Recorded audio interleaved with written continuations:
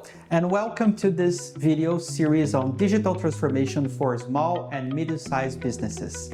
Here, you'll learn practical steps to organize your operations, gain efficiency, and prepare your business to grow with structure. This video is short, direct, and actionable.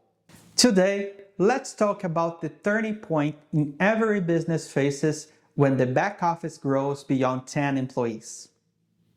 In the beginning, things seem simple. QuickBooks, some spreadsheets, emails to clients and suppliers.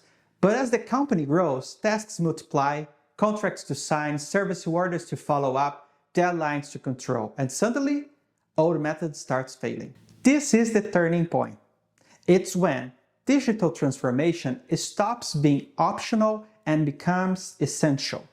Without it, the business stalls, mistakes increase, and productivity drops. This was the first episode of our series on digital transformation, SMBs. In the next video, we'll talk about the chaos of spreadsheets and why they block scalability. Digital transformation begins with small changes that generate big results.